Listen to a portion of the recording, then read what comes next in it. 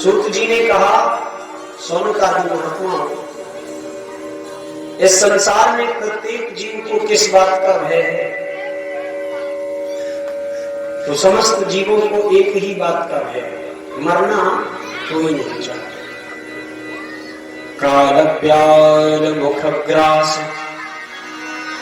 त्रास निर्नाश हे कर।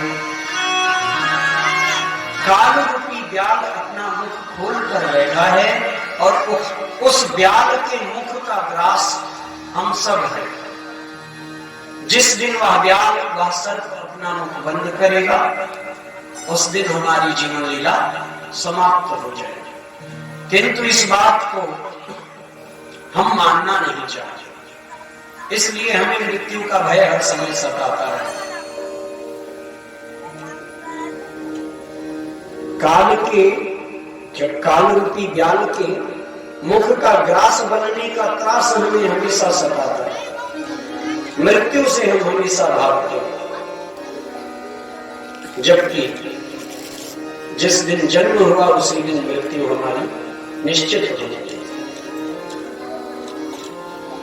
आया है सो जाएगा राजा रंग फकीर, जो आया है सबको जाना पड़ेगा, मृत्यु से कोई बच नहीं सकता। फिर भी मृत्यु का भय है और उसी मृत्यु के भय के कारण सभी जीव चिंतित है। सूत जी ने कहा कि मृत्यु के भय को समाप्त करने का एक कलियुग में बड़ा ही सुंदर और दिव्य साधन है। काल ब्याल मुखम ग्रास त्रास निर्नाश हेतवे श्रीमद् भागवतालापम कलम कीरेण भाषिती। कलयुग में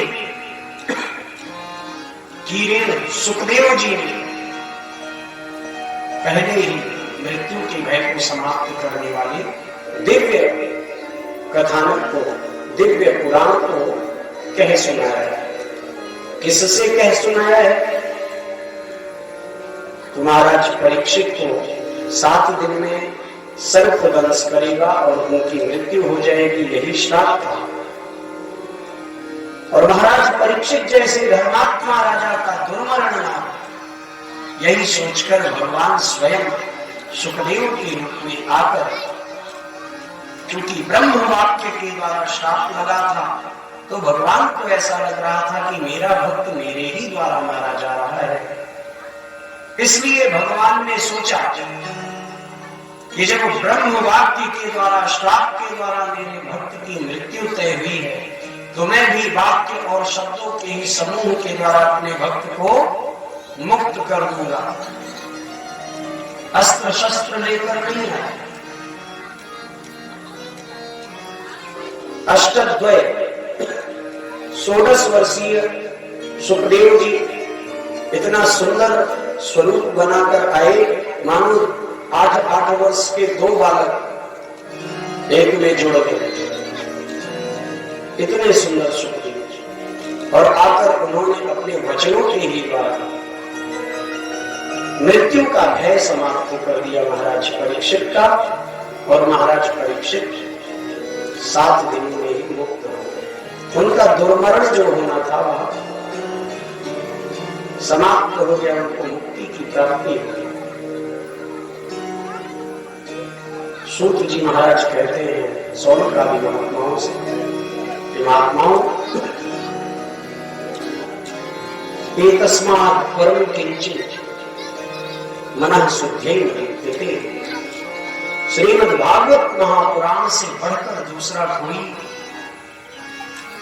हमारे मन को शुद्ध करने वाला, विशुद्ध करने वाला कोई ग्रंथ नहीं, कोई शास्त्र नहीं।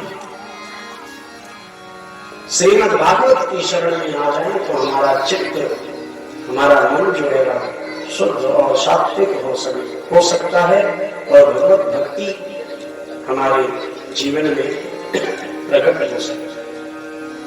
और एक बार भगवान की भक्ति आ गई तो जनयत्यासु वैराग्य, तो भक्ति के ही तो बेटा है ज्ञान और वैराग्य। तो स्वतः ज्ञान और वैराग्य की भी प्राप्ति हमको हो जाएगी। किंतु विचारणीय बिंदु है कि श्रीमद् भागवत महापुराण हमको सुनने को कब मिलता है, श्रवण करने को कब मिलता है। सूत जी कहते हैं जन्म जन्मांतरे भवेत् पुण्यम तदा भागवतम लभेत्। जब हमारे जन्म जन्मांतर के,